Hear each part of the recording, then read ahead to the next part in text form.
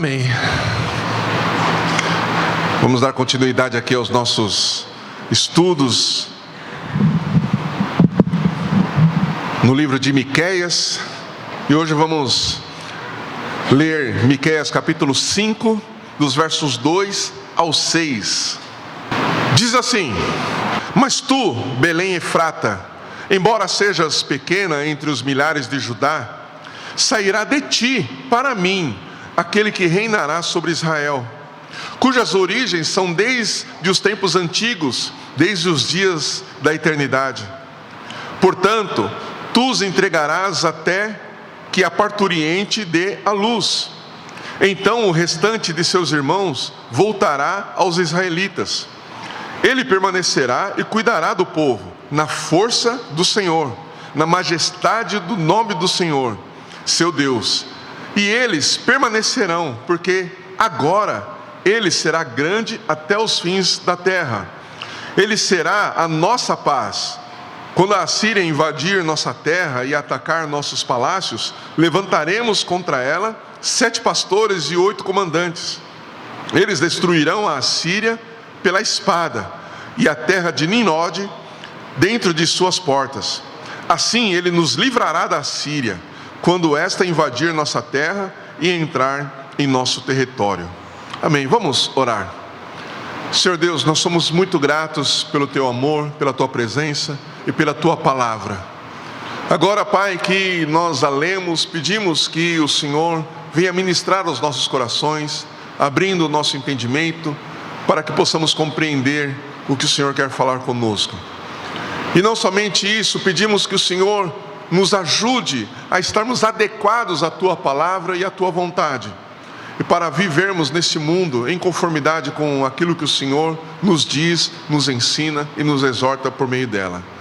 É em nome de Jesus que nós oramos e agradecemos ao Santo Espírito por nos ajudar a entender o texto sagrado. Amém. Muito bem. Em tempos de angústia, né? Samuel tem até uma música, né? Tempos de angústia, sem saber para onde ir, né? Eu escuto a Tua voz, né? Eu encontro a Tua voz, né? Mas em tempos de angústia, nós sempre esperamos um livramento, né? Grande, imediato, né? Mas é muito interessante porque Deus, Ele nem sempre Ele vai agir da maneira como nós esperamos.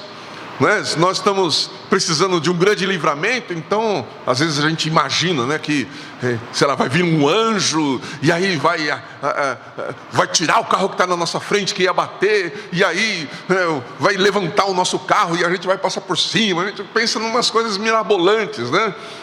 Mas nem sempre Deus age dessa forma. Na realidade, muitas vezes e quase sempre Deus age de forma muito diferente. Quando Israel, né, no tempo aqui de Miqueias, estava cercado, né, pelo medo e pela opressão, Deus aponta para um lugar improvável. Ele aponta para Belém, né, Belém Efrata, uma cidade pequena, praticamente esquecida, e ele diz: dali virá o Salvador. O livramento começa, nessa ação de Deus, começa num lugar improvável, para mostrar que a esperança não nasce na força humana ou na expectativa humana, mas nasce da graça soberana de Deus. Nesse trecho que nós acabamos de ler aqui de Miqueias, nós chegamos no ponto, né, que talvez seja o mais alto, né, o auge do ministério profético de Miqueias. Por quê? Porque dentre todas as suas profecias, esta é a mais poderosa e é o centro de todo o seu ministério profético. Esta profecia promete mais do que salvação, promete mais do que tirar alguém da angústia, né? E na realidade, abrindo um parênteses aqui, o título dessa mensagem que eu vou compartilhar aqui com vocês é: da angústia ao livramento. Da angústia ao livramento. Mas Miqueias, ele fala aqui que esta profecia, mais do que salvar um povo de uma situação, promete a vinda de um Salvador. E esse Salvador viria da linhagem de Davi.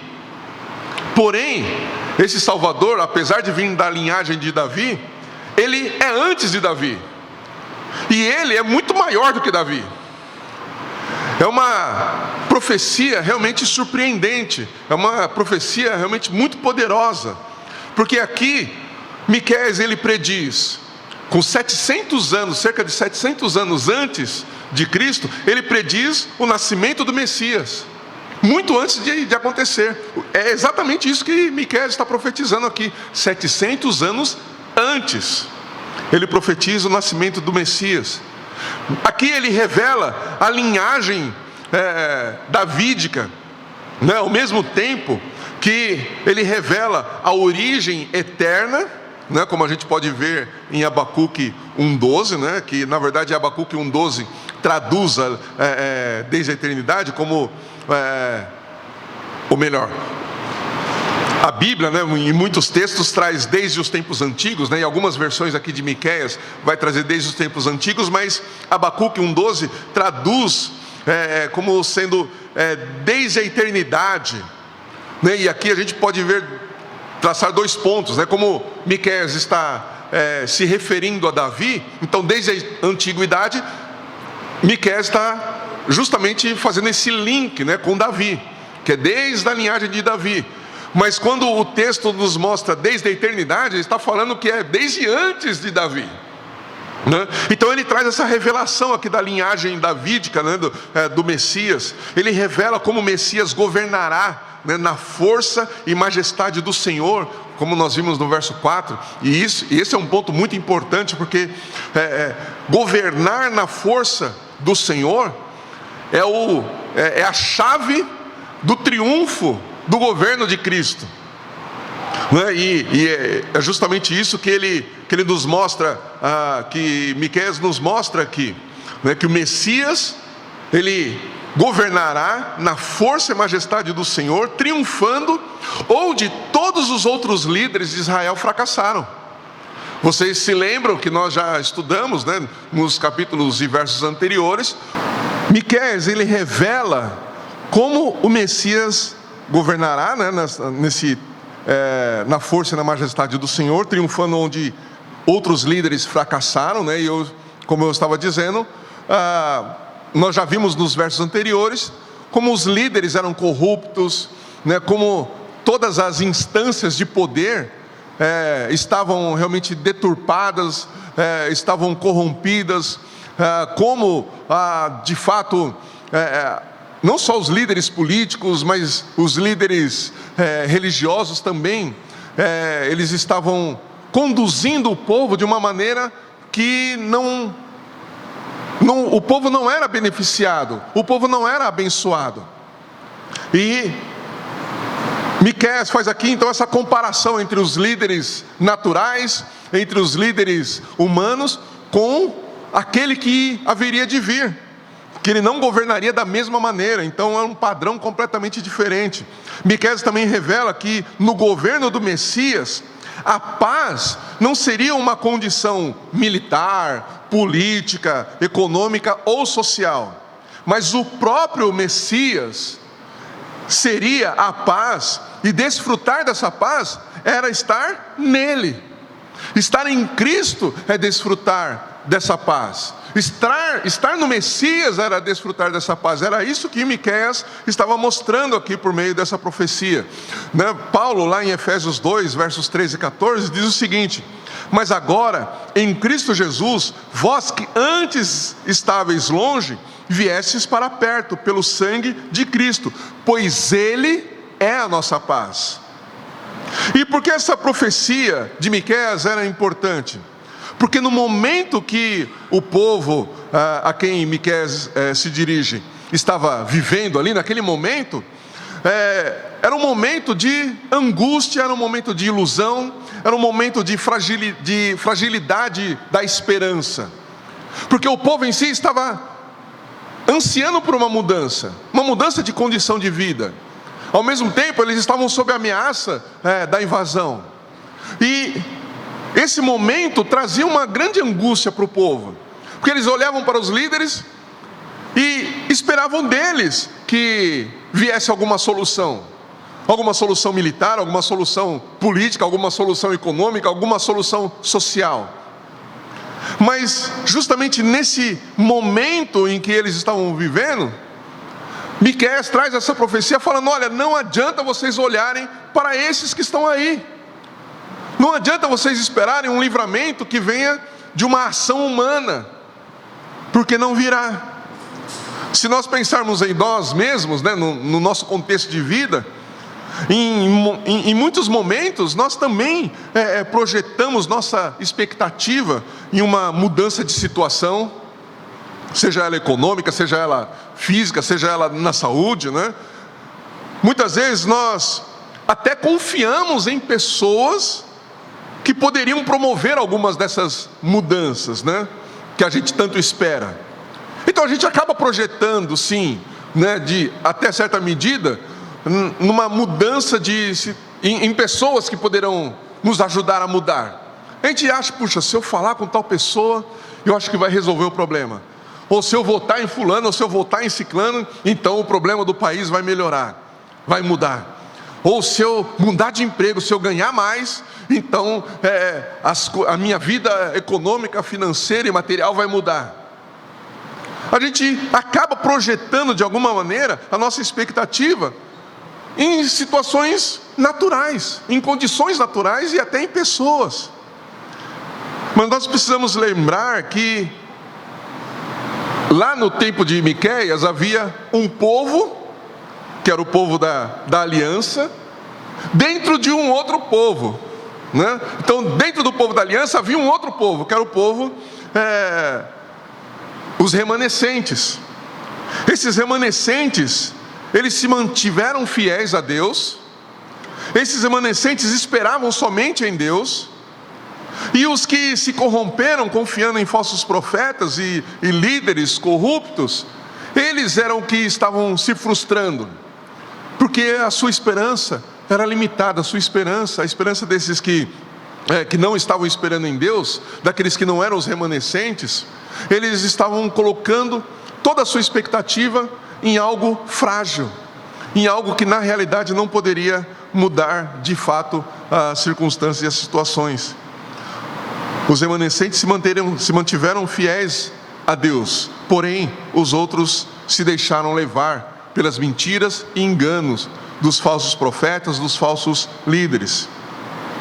Mas os líderes políticos, né, líderes sociais daquela época, os ricos daquela época, né, os próprios juízes, né, e os magistrados, os líderes religiosos daquela época, como nós já vimos nos textos anteriores, né, eles eram limitados, incapazes e não eram confiáveis. Da mesma maneira, os líderes de hoje, os líderes políticos de hoje, os líderes sociais, os ricos, né, e até mesmo os pobres, os juízes, os magistrados, os líderes religiosos da nossa época, eles também são limitados. Eles são incapazes de mudar de fato as circunstâncias que afetam de fato a nossa vida. Eles não são confiáveis, porque fazem tudo na força do seu intelecto, fazem tudo na força dos conchavos, fazem tudo na força do seu próprio poder. E isso não transforma a vida de ninguém. Isso não transforma a vida de ninguém. Miqueias, então, ele mostra essas realidades para o povo e fala: não adianta vocês olharem e esperarem deles uma mudança, uma transformação. E Deus fala hoje para nós: não adianta nós projetarmos a nossa expectativa, a nossa esperança em homens, por mais poderosos que eles sejam. Não adianta a gente olhar para aqueles que ocupam lugares de grande autoridade, ou aqueles que têm grande poder econômico, achando que eles é que vão solucionar alguma coisa na nossa vida. Não adianta a gente olhar para grandes líderes, né, ou aqueles que se colocam como grandes líderes religiosos e falar: não, porque eu profetizo, porque eu isso, porque aquilo. Não adianta você colocar a sua esperança nesse tipo de liderança, porque porque não é dali que virá a salvação. Não é daí que vem a salvação. Miqueias mostra que Deus, em meio a tudo isso, né, que eles estavam vivendo ali, esperando em homens, esperando em líderes da sua época, Miqueias mostra que Deus não deixa o seu povo perpetuamente nas mãos desses homens limitados. Deus não deixa o seu povo, porque o povo ali, tanto os remanescentes como quem não confiava em Deus, todos estavam sofrendo por causa da angústia. Todos estavam na angústia por causa do cerco, todos estavam na angústia por causa dos problemas sociais, todos estavam sofrendo. E como nós já dissemos aqui, o pecado traz consequências, e não só consequências sobre quem peca, mas também com quem está perto. A família de quem peca também sofre por causa do pecado. A sociedade sofre por causa do pecado de muitos. E Miqueias mostra aqui que, apesar dessas coisas, Deus não deixa o seu povo perpetuamente nas mãos de homens limitados, de homens maus e perversos, nem deixa o seu povo na ruína do pecado. Deus sempre vem socorrer o seu povo, e é para isso então que Miqueias começa a direcionar ou chamar a atenção do povo, para que eles olhem: presta atenção, a salvação não vai vir de onde vocês estão pensando que virá. Deus não abandonou o seu povo, Deus não nos abandonou, Deus não vai nos deixar no pecado. Nós estamos pecando, a nação está pecando, nós precisamos nos arrepender como nação, mas Deus não vai nos deixar nas mãos de homens limitados, nem vai nos deixar na ruína do pecado. Por quê? Porque Deus sempre vem socorrer o seu povo. Deus sempre vem socorrer o seu povo. O salmo que nós lemos no início: clama ao Senhor, eu clamo ao Senhor, porque Ele me tira da angústia. É Ele que me tira da angústia. Então Miqueias, mais do que apontar para eles uma libertação futura, ele aponta para um rei libertador, um salvador soberano, perfeito e plenamente capaz. Ele aponta para Cristo, ele aponta para Jesus como este Rei, governador, libertador, soberano, perfeito e plenamente capaz. Mais uma vez, Paulo nos ajuda em Efésios 2,14, quando no verso 14, ele diz, no comecinho do verso, ele diz: pois Ele, Jesus, é a nossa paz. A nossa paz não está em nós fazermos acordos com os nossos inimigos. A nossa paz não está em nós termos uma economia absolutamente equilibrada. A nossa paz não está em nós termos tudo aquilo que a gente quer. A nossa paz está em Jesus. A nossa paz é Jesus. O triunfo e a eficácia deste rei, governador e libertador que Miqueias profetiza aqui, que haveria de vir, está justamente em governar na força do eu sou, na força do Senhor. Jesus vem não para governar segundo a sua própria força, ainda que Ele, como Deus, seja a força que governa todo o universo. Mas o que Miqueias está mostrando é que esse Messias, ele viria para fazer toda a vontade do Senhor. E não foi isso que Jesus fez? Não foi isso que Jesus declarou? A minha vontade, ou a minha comida e a minha bebida, é fazer a vontade daquele que me enviou. Jesus, o tempo todo que esteve aqui nessa terra, mostrou isso de forma muito clara. Ele não veio fazer a sua própria vontade, ele veio fazer a vontade do Pai. E foi justamente em fazer a vontade do Pai que ele triunfou. Foi justamente em fazer a vontade do Pai, segundo tudo aquilo que o Pai queria e desejou e apontou e ordenou, que ele pôde então salvar aqueles por quem ele veio, para quem ele veio. Foi porque ele fez tudo conforme a vontade do eu sou, que lá na cruz ele pôde dizer: está consumado. Foi por causa da maneira como ele agiu em conformidade com a vontade do Pai, foi que nós hoje podemos ter a certeza e a convicção de que somos libertos e salvos. Miqueias estava mostrando isso, que o triunfo desse governador que haveria de vir, desse rei libertador,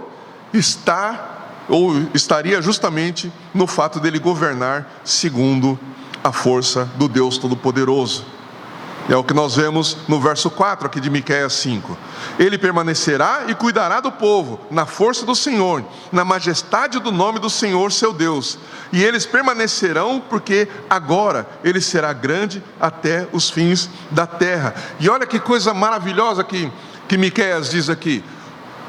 Além dele mostrar, né, que esse governador, esse rei libertador, governaria na força do eu sou, ele mostra que aqueles que estão debaixo do governo de Cristo, aqueles que estão debaixo do governo desse Messias, desse rei governador libertador, permanecerão. Então, da mesma forma como ele governa na força do eu sou, essa força do eu sou ajuda aqueles que confiam nele a permanecerem firmes. Então a gente não permanece firme porque a gente resolve, desculpe os trocadilhos aqui, subir no monte lá e a gente fazer aquela oração de poder e a gente ver graveto brilhar, pegar fogo, sei lá. Não é nisso que está, não é por causa disso que a gente permanece porque a força do eu sou age sobre nós. A gente permanece porque Cristo, que é o governador, que é o nosso Senhor, que é aquele que reina sobre as nossas vidas, Ele nos fortalece para permanecermos firmes até a sua volta. É Ele quem age em nós, é Ele quem abre os caminhos, é Ele que enquanto nós somos tentados, enquanto nós somos ali, enquanto o mundo tenta nos arrastar para a sua podridão, para a sua imoralidade, para a sua incredulidade, para a sua corrupção, é Ele quem segura na nossa mão e fala assim: meu filho, eu não deixarei você cair. É Ele, Jesus Cristo, que no meio das nossas angústias, que são comuns, é Ele que nos faz permanecer firmes na fé. Então, se é Ele quem faz isso, e Ele faz isso na força do seu poder, para quem iremos nós? Para quem iremos nós? Em quem confiaremos? De quem vamos esperar a salvação? De quem nós vamos esperar a libertação? De quem nós vamos esperar a cura? De quem nós vamos esperar o milagre? De quem nós vamos esperar que as coisas mudem? Deste Cristo, que é Senhor, que é governador, que reina sobre as nossas vidas.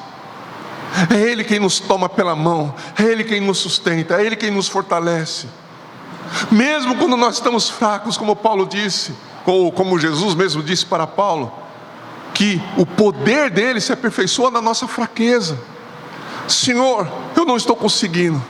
Senhor, me falta fé, me falta esperança. Mas eu clamo a Ti, Senhor. Eu olho para Ti, eu espero em Ti. Vem me socorrer. E Ele vem. E Ele vem. Esse libertador, Miqueias continua, ele viria da linhagem de Davi, mas seu governo, como eu já disse, não teria fim. Esse libertador, ele viria de um lugar absolutamente improvável, de um lugar desprezado e insignificante aos olhos humanos. Mas não é porque esse lugar era desprezado, improvável e insignificante aos olhos do mundo, ou aos olhos humanos, que ele não tinha importância. Belém Efrata, Belém Efrata, representa este lugar improvável e inesperado. Era uma das menores cidades, de Judá, não tinha representatividade política nem militar, não tinha número de soldados suficientes para considerar que tinha um exército. E isto é bastante irônico, porque o nome, Belém Efrata, Belém significa casa do pão, e Efrata significa em abundância. Mas quem olhava para essa cidade não via nada disso. Não via que, como que pode vir pão dali? Não tem nem padaria aí, como é que vai vir pão daí? Como é que vai vir sustento daí? Essa cidade pequenininha, que não tem nem poder econômico, não produz nada, como é que vai vir sustento daí? E muito mais, como que vai vir sustento em abundância? Ninguém achava que dessa cidade viria qualquer tipo de solução salvadora. Mas veja que curioso, já naquela época, como havia importância histórica nessa cidade chamada Belém Efrata. A história de amor de Ruth, a moabita fiel e humilde, e de Boaz, que foi o seu redentor, ocorreu nesta Belém. Belém era a cidade natal do descendente de Ruth e Boaz, o rei Davi. Quando o profeta Samuel procurou um rei segundo o coração de Deus, Deus o dirigiu para esta pequena cidade. Como diz lá 1 Samuel 16:1, enviar-te-ei a Jessé, o belemita, porque dentre seus filhos me provi de um rei. James Boyce, ele comenta dizendo o seguinte: Belém era uma cidade pequena entre muitas cidades de Judá, mas com uma grande história. Mas a história de Belém deveria ficar ainda maior, pois de Belém sairia aquele que seria o Rei divino e eterno de Israel. A escolha de Belém, o que essa escolha nos mostra, né? Mostra que mesmo que nós como igreja sejamos desprezados e não tenhamos nenhuma importância para o mundo contemporâneo, Deus escolheu a igreja para se revelar através dela. Essa escolha de Belém Efrata, mostra que podemos até ser pequenos e insignificantes aos nossos próprios olhos ou aos olhos do mundo, mas Deus nos escolheu para realizar os seus poderosos feitos, os seus poderosos planos. A escolha de Belém Efrata, né? Mostra para nós que Deus escolhe as coisas loucas deste mundo para confundir as sábias. O povo a quem Miqueias se dirige ainda tinha uma esperança de que alguém honesto ou correto pudesse surgir, né, dentre todos aqueles líderes para livrá-los do risco iminente de invasão e escravidão. Mas Miqueias mostra que não vai vir deles. Era inevitável a invasão dos inimigos, né, como parte do julgamento do pecado do povo. Era inevitável também o socorro de Deus para o seu povo. Então, sempre em meio às angústias, mesmo quando nós não conseguimos ver solução alguma, quando nós não conseguimos encontrar motivos de esperança naquilo que a gente vê no mundo, naquilo que nos cerca, a gente pode ter a certeza de que Deus sempre vai prover um socorro para o seu povo. E isso também fica muito claro nesse texto que nós lemos. O que o povo precisava saber é que após a escuridão trazida pela invasão da Assíria, o socorro de Deus seria a luz que daria fim a esta escuridão. Após a angústia, iria vir a liberdade. A Bíblia nos mostra que durante nossa peregrinação nesta terra, nós também passamos por momentos de choro, momentos de sofrimento, momentos de angústia, de dor, de escuridão, de dúvidas, e até certo ponto, em alguns momentos a gente passa por situações de incredulidade, a gente não consegue crer. Existem muitas situações na nossa vida, ou em momentos da nossa vida, que a gente não consegue crer. A gente ora, mas lá no fundo a gente não está conseguindo crer. Mas em meio a todas essas coisas, Deus promete para nós, na sua palavra, Ele mesmo nos diz que o choro, o sofrimento, a angústia, essa falta de incredulidade, essa escuridão vai passar, essas coisas vão passar. A liberdade, a alegria e a paz vão vir. Porque não está essa paz, essa liberdade, essa alegria, não está ligada, mais uma vez, a uma situação ou mudança de situação.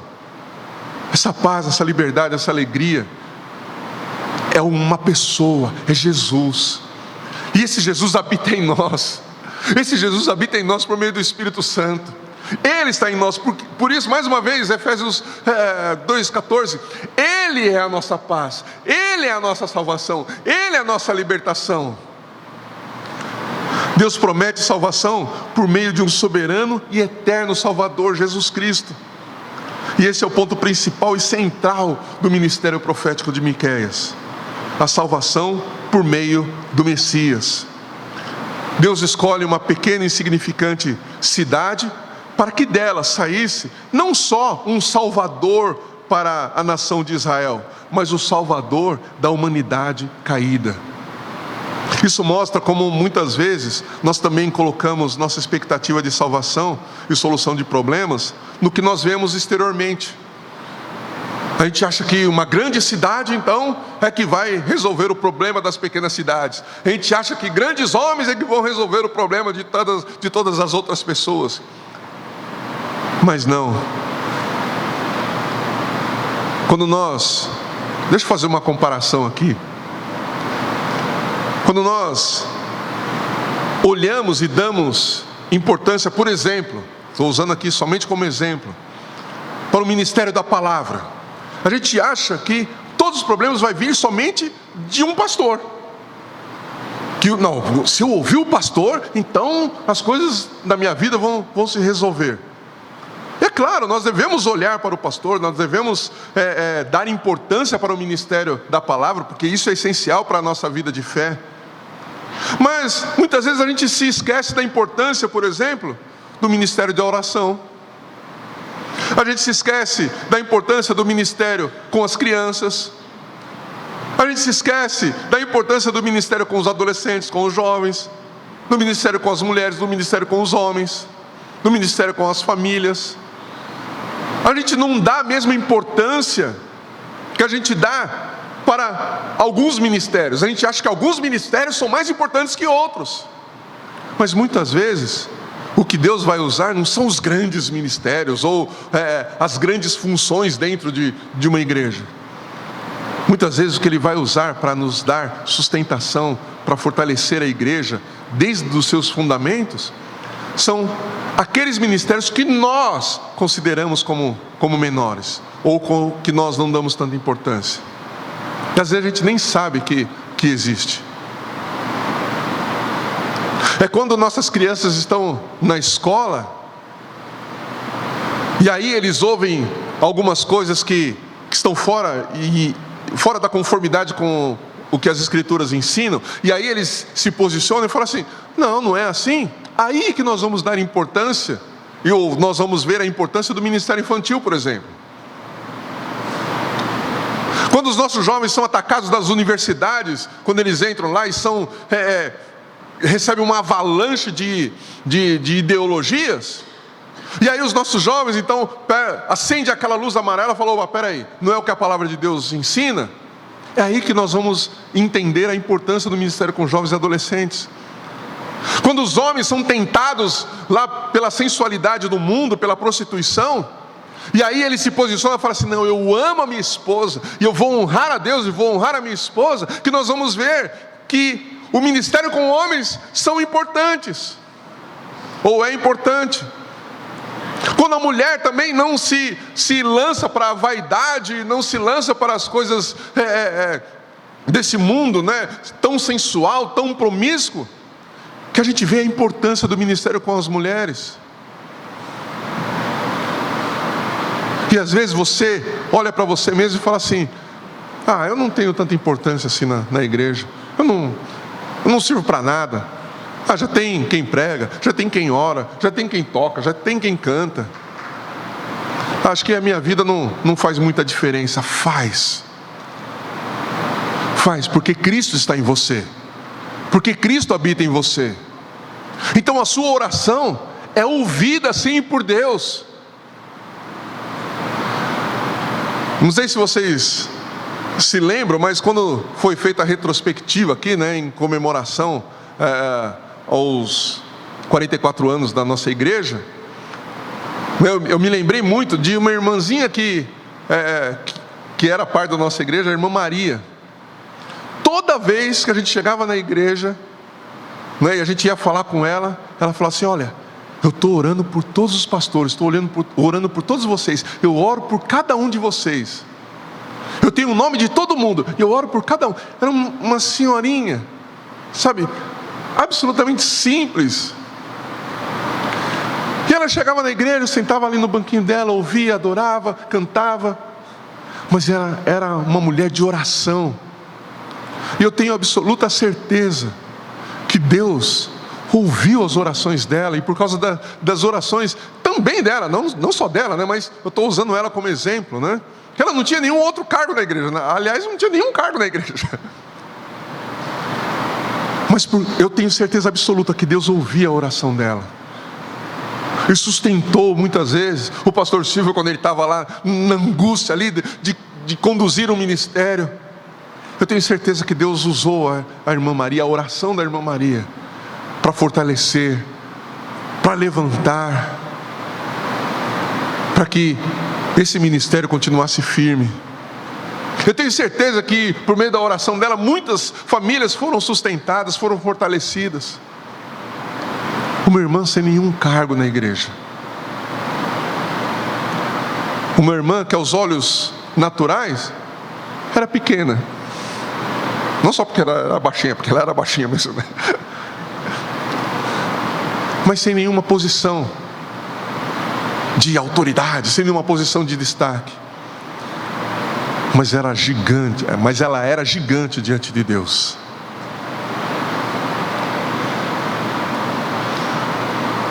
O rei libertador, Miqueias estava mostrando aqui para o povo, não viria nos moldes políticos desse mundo e nem sairia das fontes convencionais de poder.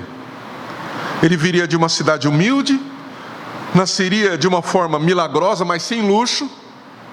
Entretanto, Deus lhe daria toda a autoridade nos céus e na terra. E lhe deu toda a autoridade nos céus e na terra. Com esse poder, o Messias prometido libertou o povo da escravidão do pecado, salvou o seu povo da condenação eterna e o libertou do poder da morte. Era isso que Miqueias estava mostrando. E ele termina, né, esse trecho que nós lemos, né, nos versos 5 e 6, mostrando que a Assíria seria derrotada.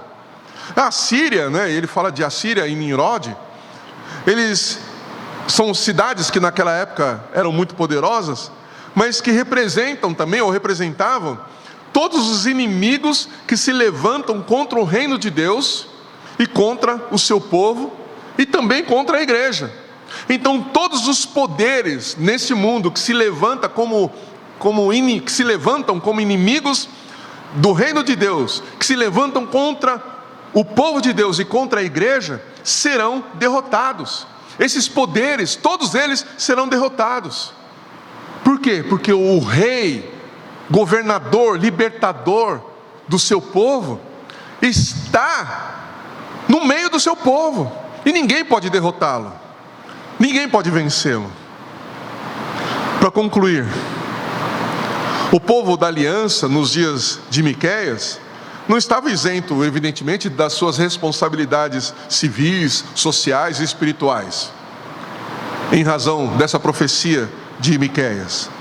Contudo, não podiam colocar sua esperança de livramento nos líderes, nas estruturas ou nos recursos visíveis daquele tempo. A verdadeira salvação não viria de homens, mas do Senhor. Por isso Miqueias não aponta apenas para uma mudança de circunstâncias, mas para a vinda de um rei. Um rei que viria de Belém, governaria na força do Senhor, teria domínio eterno e seria Ele mesmo a paz do seu povo. Esse Messias venceu onde todos falharam. Ele triunfou sobre o pecado, derrotou a morte e garantiu a salvação do seu povo. Seu reino não depende do poder deste mundo, e seus inimigos, representados, né, pela Assíria e por Nimrod, não prevalecerão contra ele. É por isso que as portas do inferno não prevalecem contra a igreja, porque o Senhor já derrotou o inferno.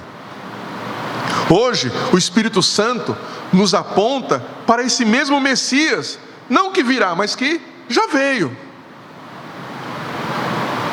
O Espírito Santo nos aponta para esse Messias que reina à direita do Pai, e que, sim, em breve, virá e manifestará plenamente o seu governo sobre toda a criação.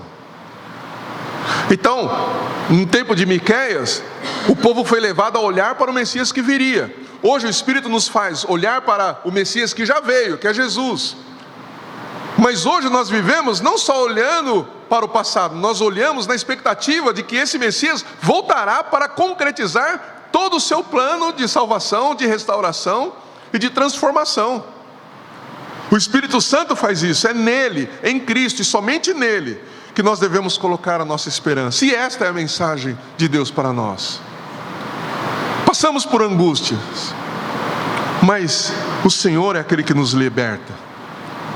Nós somos transportados da angústia para o livramento em Cristo.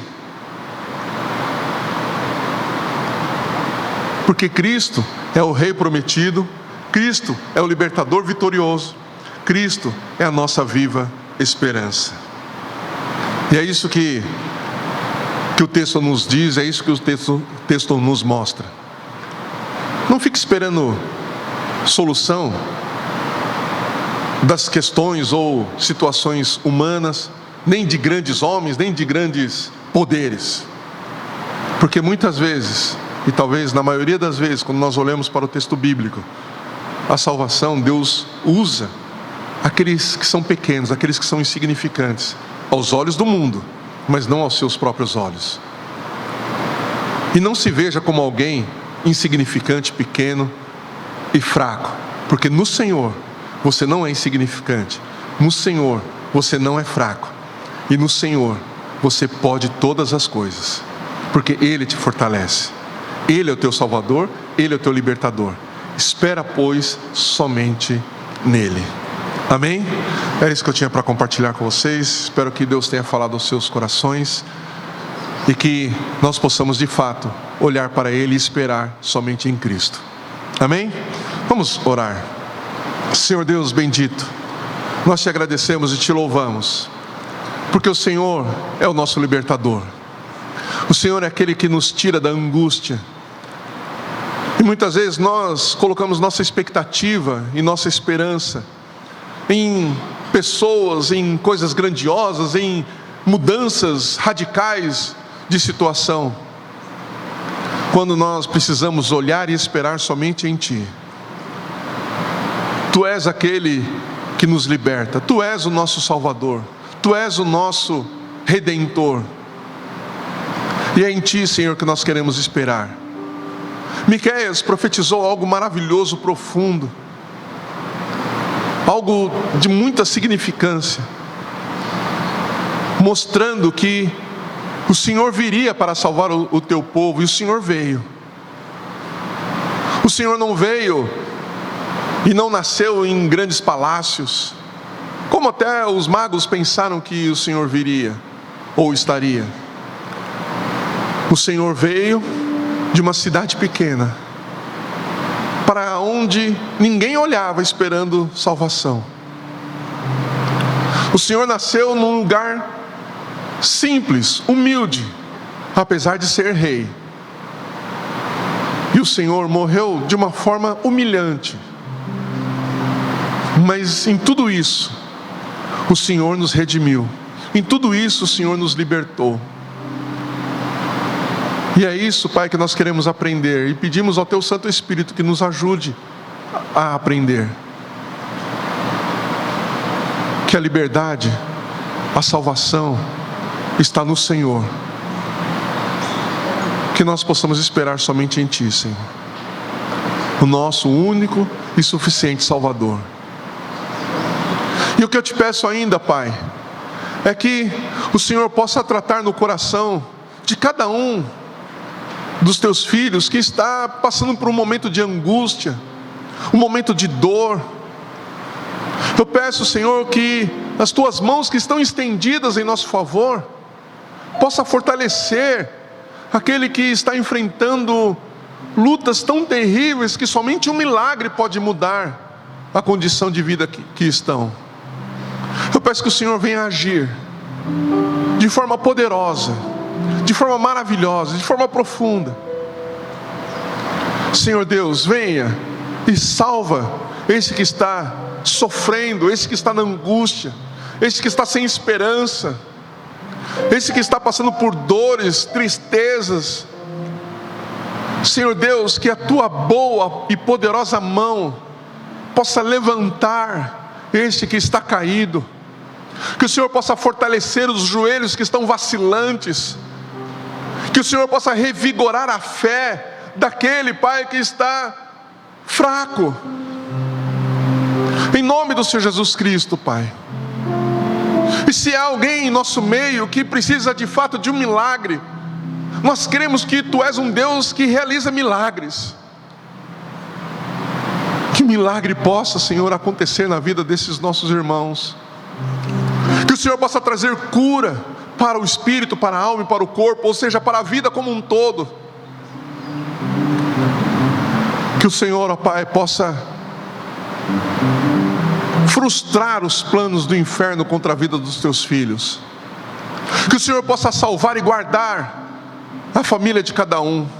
Que o Senhor possa, Deus, guardar a mente e o coração dos homens, das mulheres, das crianças, dos jovens, dos adolescentes.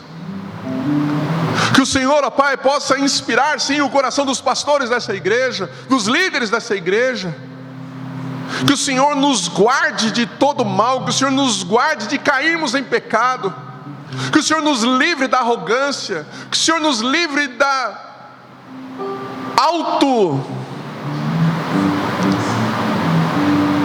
nossa própria força, da nossa autonomia. Que o Senhor nos livre, Pai, e que o Senhor nos ajude a vivermos pela fé. E nós declaramos aqui, Senhor, a nossa total e completa confiança no Senhor como nosso libertador, como nosso Salvador.